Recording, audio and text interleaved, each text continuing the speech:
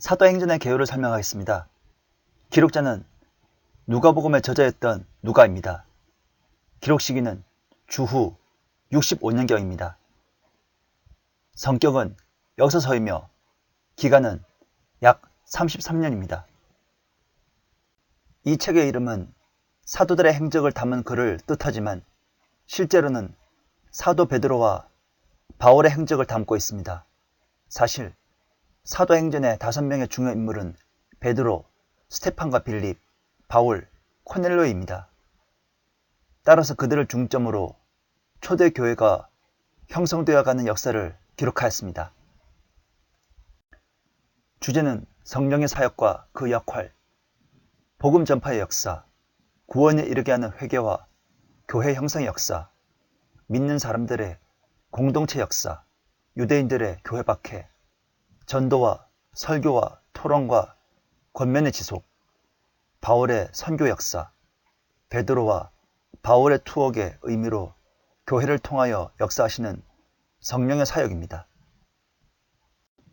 교회의 시작과 복음 전파에 따르는 모임을 소개하고 교회 사이의 역사성과 진실성을 유대인과 이방인들에게 변론하며 유대교와 이교도에게 로마 제국과 헬라 문화에 초대교회가 어떻게 대처했는가, 신약교회의 형성의 과도기, 기독교에 대한 박해를 딛고 성장하는 하나님의 교회를 묘사, 모임에서 시작하고 모임에서 끝납니다. 핵심장은 2장이며 성령의 강림입니다. 핵심절은 그러나 성령께서 너희에게 임하시면 너희가 능력을 받으리니 그러면 예루살렘과 온 유대와 사마리아와 땅끝까지 이르러 내게 증인이 되리라 고 하시니라. 사도행전 1장 8절입니다. 핵심 단어는 증인입니다. 핵심구는 아버지의 약속 1장 4절, 누가복음 24장 49절입니다. 사도행전의 그리스도는 승천하신 주님입니다. 사도행전의 내용을 설명하겠습니다. 사도행전의 기록자는 누가입니다. 누가는 약 AD 65년경에 사도행전을 기록했습니다. 누가복음의 속편으로 기록된 것이기에 사도행전은 언제나 누가복음과의 관계에서 읽혀져야 하고 이해되어져야만 합니다. 그래서 사도행전은 머릿말에 이전에 쓴 글, 바로 누가복음을 가리키면서 시작하고 있으며 부활하신 주님이 나타나 그들에게 고별의 말씀을 주시는 것으로 누가복음의 끝과 연결되어 있습니다. 우리가 잘 알고 있듯이 사도행전에서는 사도들 중 베드로만이 주요 역할을 하고 있고 그 외 사도들은 거의 언급되지 않습니다. 베드로와 바울 두 사람이 특히 많이 등장합니다. 베드로 역시 사도행전 전반부에 나타나고 후반부에는 나타나 있지 않습니다. 그리고 사도행전에는 많은 설교들로 가득 차 있습니다. 등장하고 있는 주요 인물들의 설교를 다 합치면 20여 개가 넘습니다. 사도행전의 목적도 초대교회의 역사 기록의 형태를 빌어 많은 설교를 통해 성도들의 믿음을 증진시키고 지도하려는 것이었습니다. 사도행전은 교회사 30년을 순식간에 여행하는 것과 같습니다. 사도행전은 이스라엘의 역사에서 교회의 역사로 이어주는 전환기적 책입니다. 사도행전은 이스라엘에서 교회로 넘어가는 전환기를 다룹니다. 우리는 사도행전 1장에서 10장까지 사도들이 알았던 유일한 성경은 창세기부터 말라키까지의 구약이었음을 기억해야 합니다. 사도행전의 내용은 가장 주목되는 것은 복음 전파의 지리적 배열입니다. 크게 나누면 예루살렘에서 안티옥과 안티옥에서 로마까지입니다. 그런데 이것을 세분화하면 예루살렘, 사마리아와 해안지대, 안티옥 지대로 되어 있습니다. 이것은 선교의 대상의 확대를 나타냅니다. 그리스도께서 십자가에 못 박히심으로써 그리스도의 몸을 위한 길을 마련하셨고, 사도들이 사도행전 2장에서 그 몸 안으로 들어가게 되었으나, 사도들은 교회 시대의 특징과 진리들을 이 부분에 관해 바울에게 계시된 그리스도의 신비 이전에는 부분적으로만 알 수 있었습니다. 이스라엘의 실족함으로 이방인들이 부여하게 되는 것에는 다음에 4단계를 거칩니다. 1. 사도행전 7장, 하나님께서 예루살렘의 유대인들을 실족시키기 시작하십니다. 2. 사도행전 13장, 하나님께서 소아시아의 유대인들을 실족시키십니다. 3. 사도행전 18장, 하나님께서 유럽에 있는 유대인들을 실족시키십니다. 4. 사도행전 28장, 하나님께서 전 세계에 있는 유대인들을 실족시키십니다. 사도행전 28장에 이어 AD 70년에는 예루살렘 파괴가 이어집니다. 예루살렘에서의 유대인을 향한 선교는 그들 스스로 거부로 연기됩니다. 그러나 교회 시대가 끝나고 대환란인 야곱의 고난의 때가 되면 유대인들은 예수 그리스도가 메시아라는 사실을 믿고, 그리스도의 지상 재림 때 이스라엘은 회복될 것이며, 7년 대환란 이전인 은혜의 경륜인 교회 시대에는 복음은 이방인에게 전파되어 당시의 이방인의 중심인 로마에까지 확대됩니다. 이것은 복음이 민족, 문화 또는 언어의 장벽을 넘어서 세계인에게 전파된다는 사실을 입증합니다. 이것은 사도행전 1장 8절과 누가복음 24장 46절에서 47절이 연관됩니다. 그러므로 결론은 사도행전 28장 31절입니다. 사도행전의 흐름은 다음과 같습니다.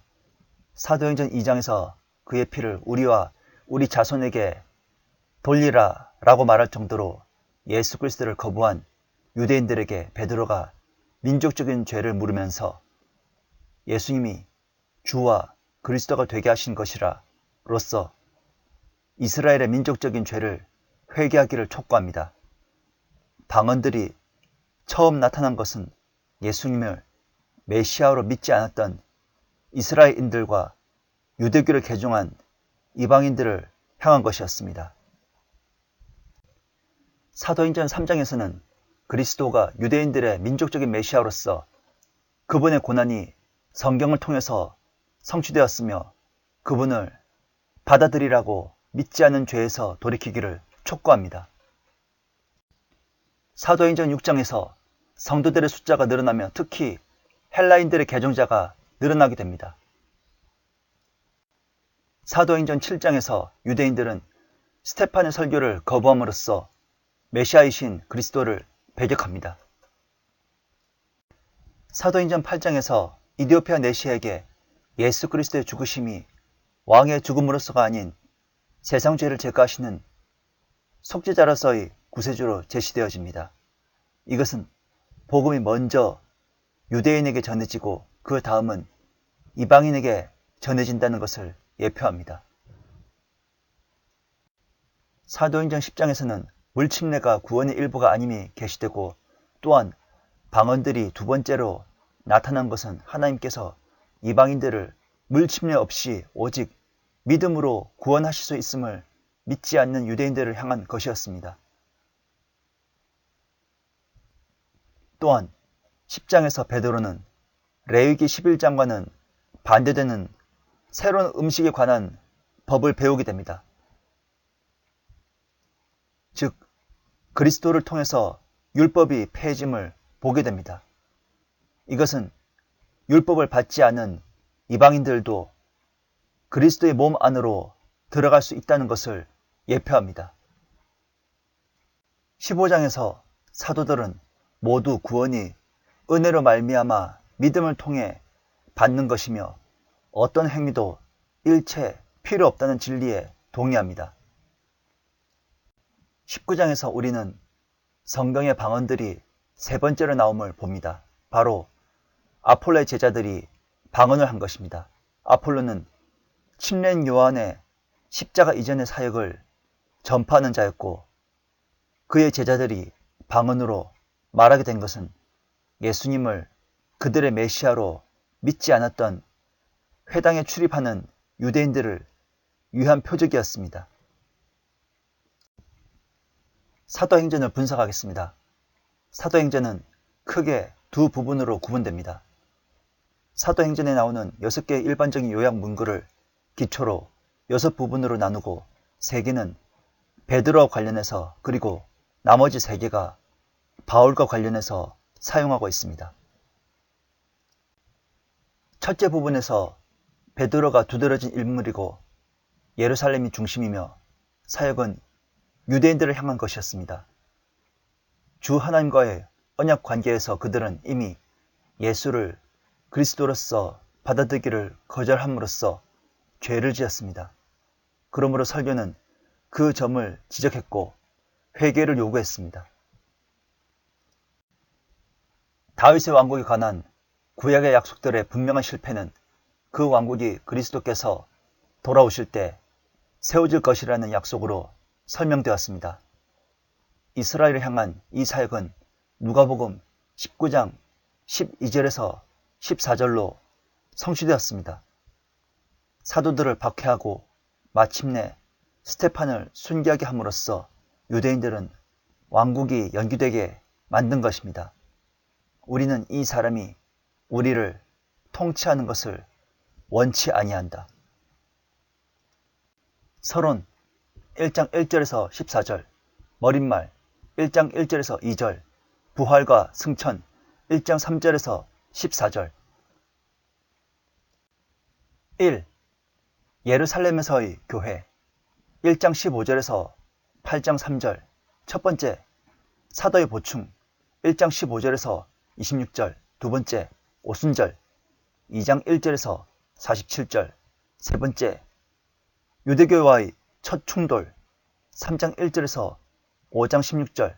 네 번째, 유대교와의 둘째 충돌 5장 17절에서 42절. 다섯 번째, 유대교와의 셋째 충돌 6장 1절에서 8장 3절. 2. 이방 선교의 전단계 8장 4절에서 12장 25절. 첫 번째, 사마리아 선교 8장 4절에서 25절. 두 번째, 빌립의 선교 8장 26절에서 40절. 세 번째, 바울의 회심 9장 1절에서 31절. 네 번째, 베드로의 선교 9장 32절에서 11장 18절. 둘째 부분에서는 바울이 두드러지고 새로운 중심이 안티옥에 세워지며 사역은 주로 약속의 언약들로부터는 생소한 사람들로서 구원받기 위해서는 주 예수 그리스도를 믿어야만 하는 이방인들을 향한 것입니다. 이 중에서 11, 12, 15장은 과도기적인 부분으로서 마침내 교리적으로 율법과 은혜 사이의 구별을 확립합니다. 갈라디아서는 이 연결선상에서 읽어야 합니다. 1. 이방 선교 시대. 중간에 겹치는 기간이 있습니다. 13장 1절에서 28장 31절. 첫 번째, 안티옥 교회 설립 11장 19절에서 30절. 두 번째, 박해 12장 1절에서 25절. 세 번째, 바울의 첫 선교 여행 13장 1절에서 14장 28절. 네 번째, 사도회의 이방 선교 승인 15장 1절에서 35절. 다섯 번째, 바울의 둘째 선교 여행 15장 36절에서 18장 22절. 여섯 번째, 바울의 셋째 선교 여행. 18장 23절에서 20장 4절. 일곱 번째, 바울의 예루살렘 최후 방문. 20장 5절에서 21장 14절. 여덟 번째, 바울의 투옥. 예루살렘, 카이사랴. 21장 15절에서 23장 35절. 아홉 번째, 바울의 로마오 성. 27장 1절에서 28장 14절. 열 번째, 로마에 투옥된 바울. 28장 17절에서 31절입니다.